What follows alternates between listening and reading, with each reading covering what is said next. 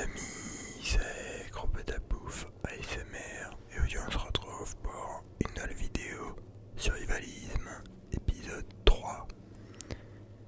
Donc précédemment on avait parlé de la nourriture et du carburant et aujourd'hui on va parler des matériels divers indispensables à avoir, donc vraiment la base de la base quoi. J'espère que vous êtes chaud. Un max de likes si vous kiffez la série et que vous voulez une suite. Et un grand merci aux nouveaux membres de la chaîne. Enfin, nouveaux membres. Aux membres actuels. Razix4, Max Von Lutige et iFaco. Merci du soutien. Sur ce, on va commencer. C'est parti. Donc, on va voir, normalement on va séparer la vidéo en deux parties. Dans un premier temps on va parler du matériel qu'il faut avoir chez soi.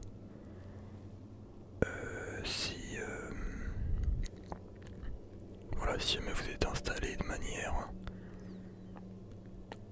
durable à la campagne, dans votre planque, si ça part en couille.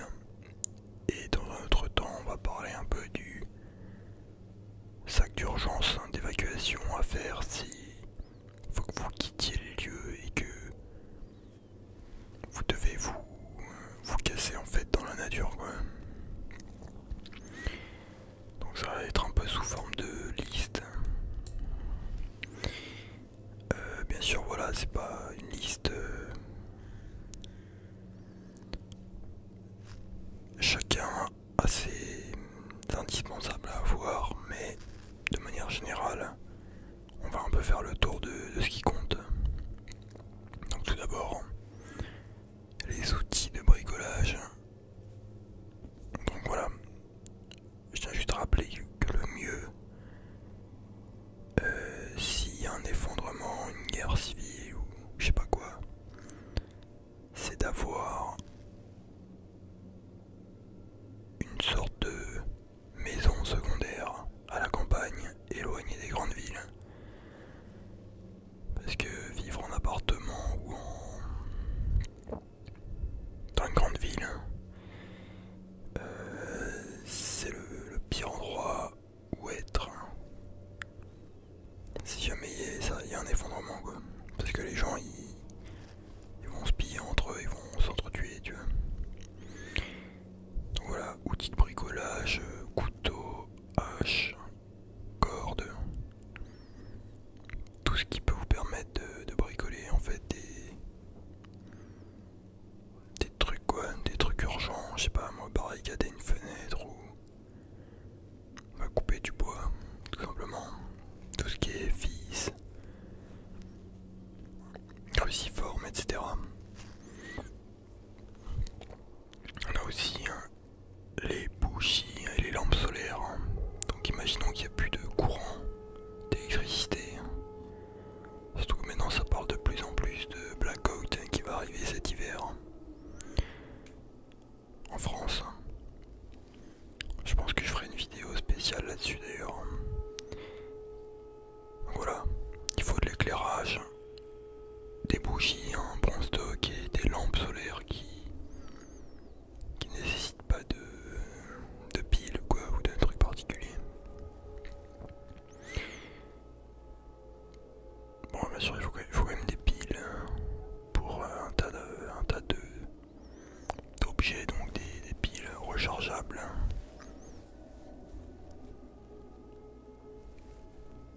Après bien sûr voilà,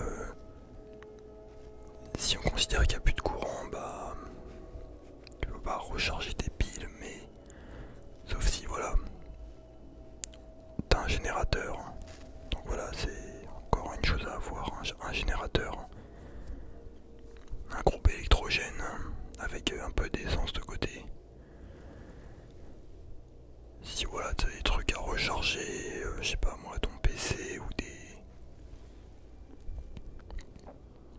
un tas de trucs quoi. Mais c'est vrai que le générateur ça fait du bruit. Après si t'es là quand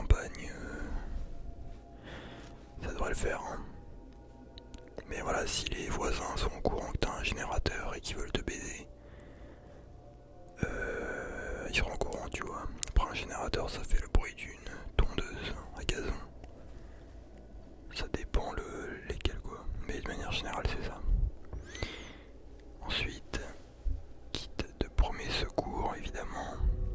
Tout ce qui est bandage, sparadrap, médicaments de première nécessité, alcool médicinal pour éviter les infections, vitamines également, parce que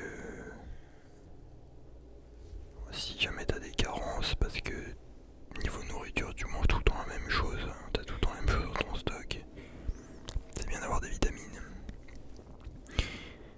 Ensuite, bien sûr, il faut des armes pour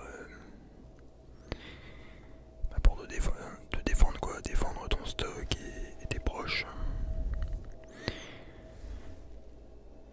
Le meilleur bail, c'est d'avoir une arme normale, c'est-à-dire une carabine ou un Glock. Enfin, quand je dis normal, c'est... Enfin, vous allez voir, mais une arme à feu, quoi, tu vois. Bon, en France, faut faire quelques mois de stand de tir pour pouvoir en avoir une légalement. Ça doit être 6 mois, je crois. En Pologne, je crois que c'est 6 mois. Après, bien sûr, voilà, c'est un coût. Mais c'est vraiment carré si tu peux avoir une arme à feu, quoi. Et si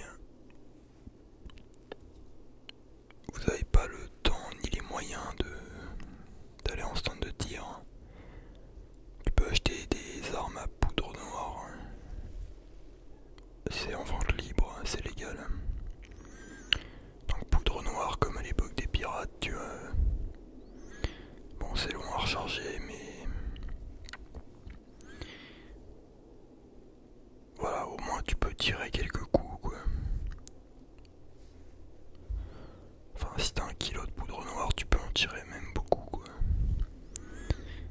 Mais voilà, tu peux trouver des petits des Remington ou des trucs à 6 coups.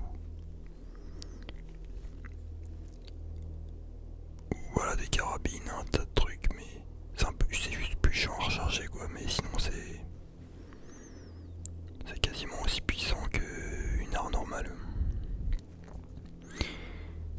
Après, voilà, sinon t'as des armes plus traditionnelles, genre une batte de baseball, toujours utile.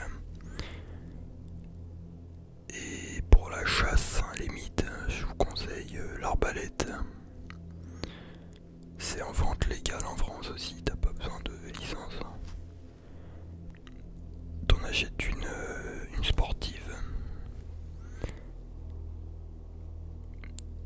Je pense que c'est plus facile de chasser à l'arbalète que à l'arc, parce que à l'arc, mec, sur une cible qui bouge, même si elle bouge pas, putain, en plus c'est pas hyper puissant, quoi. Tu peux difficilement one shot un cerf ou un truc avec un arc, alors que une arbalète, t'as la précision. Bon, c'est plus long à recharger, mais si tu vises bien, bah tu butes le cerf ou le sanglier. Ensuite, voilà, pour ce qui est communication,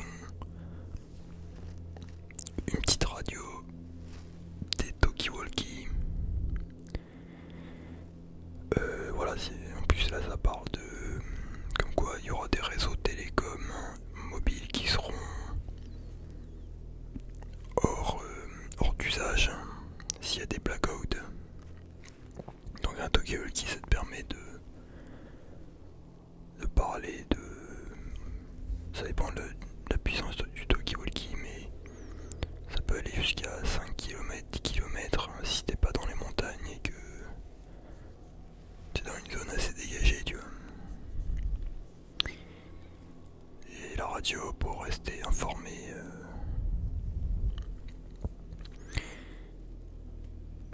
Après voilà, des trucs basiques mais auxquels on pense pas forcément. Du papier, des vêtements chauds,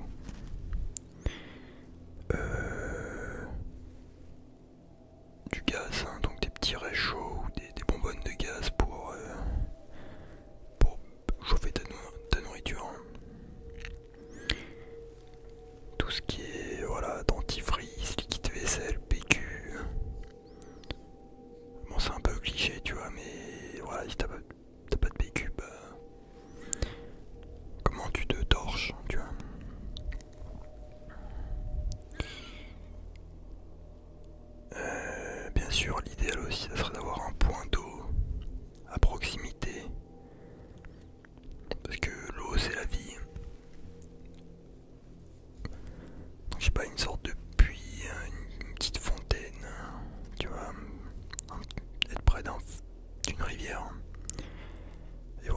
achète un filtre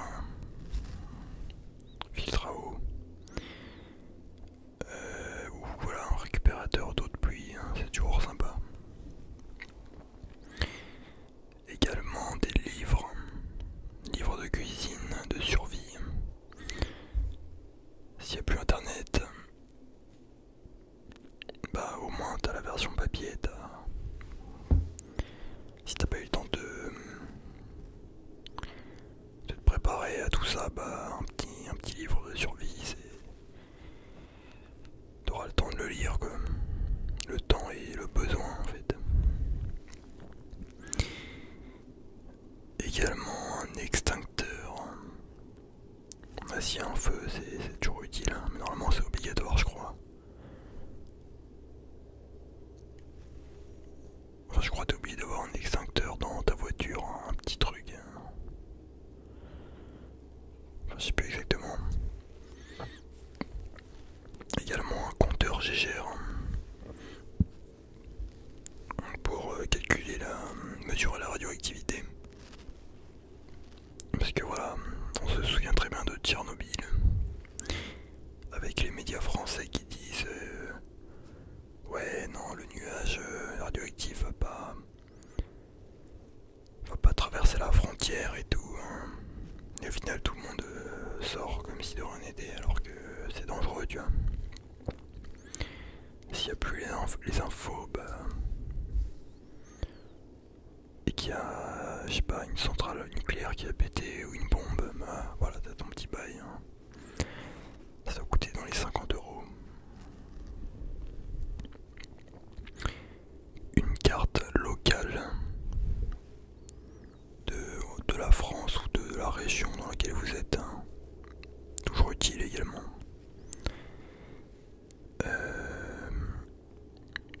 Pour rejoindre du coup le fait que s'il n'y a plus internet, c'est la merde. Je vous conseille de télécharger Wikipédia hors ligne, Wikipédia offline. En gros là, vous tapez Wikipédia offline Kiwix sur internet et vous allez pouvoir télécharger en fait tout le Wikipédia hors ligne du coup sur votre ordinateur ou sur votre téléphone.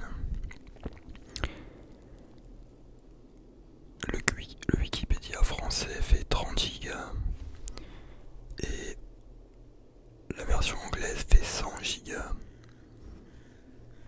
En vrai c'est pas tant que ça, hein, parce que tout le savoir qu'il y a dessus c'est un truc de ouf. Voilà, moi je vous conseille de télécharger les deux, après tu t'achètes un dictionnaire français-anglais et t'es carré tu vois. Parce que le Wikipédia anglais est encore plus fourni tu vois. Et bien sûr un disque dur externe avec Wikipédia dessus, hein, et en fait toutes les vidéos,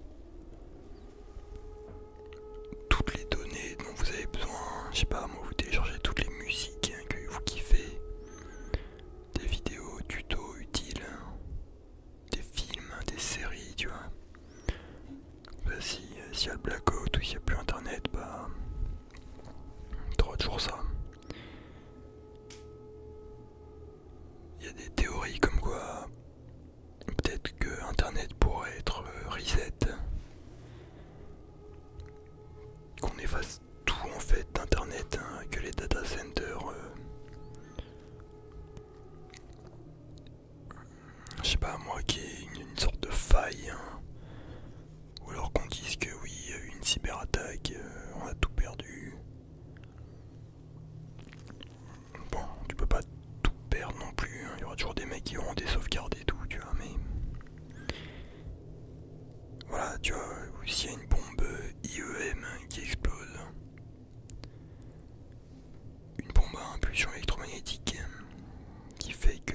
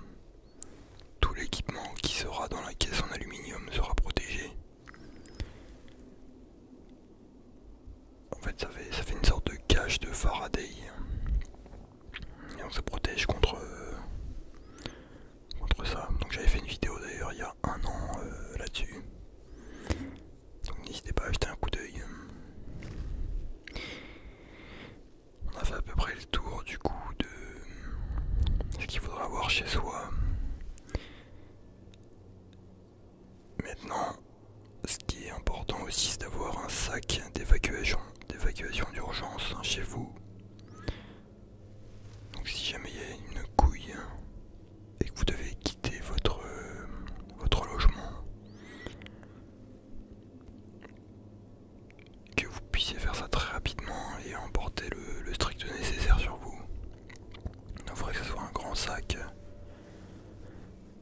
un peu un sac de l'armée, tu vois, genre qui peut tenir pas mal de trucs.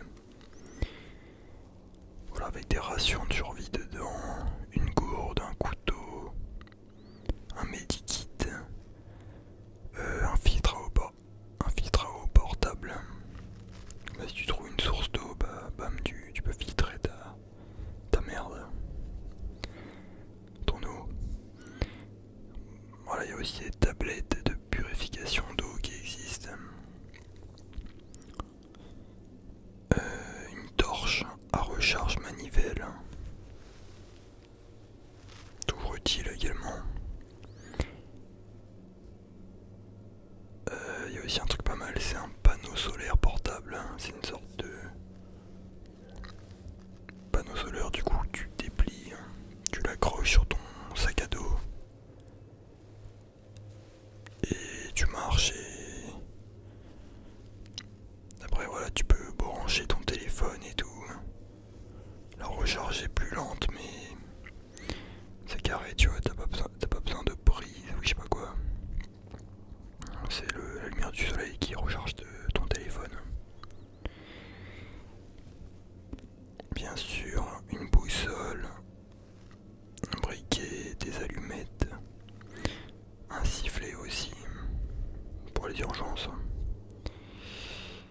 une pince multifonction, donc voilà, avec tout dedans, cruciforme, ciseaux, etc. Ouais, tu vois, une sorte de couteau suisse, hein, c'est toujours utile. Et évidemment, une tente et un sac de couchage. Donc ça fait beaucoup, mais en vrai ça peut tenir dans un sac. Donc voilà, c'était à peu près tout. Mais voilà, je considère que c'est le strict minimum. Donc voilà, j'ai pas parlé de la bouffe, nourriture. Évidemment, il faut des stocks de nourriture. Ou voilà, tout ce qui est carburant, etc. J'en avais parlé dans la vidéo d'avant. Hormis ça, voilà, c'est ce qu'il faudrait avoir, c'est ce qui est utile. Donc voilà, j'espère que vous aurez kiffé cette petite vidéo. Je pense qu'on va continuer cette série parce que on vit des temps assez sombres. Bientôt les choses vont fortement bouger, je pense. Et voilà, je pense que ça peut vous être utile, tout ça. Bref, un max de likes si vous avez kiffé. Mettez un petit commentaire et sur ce je vous dis bonne nuit, ciao bye Cimer.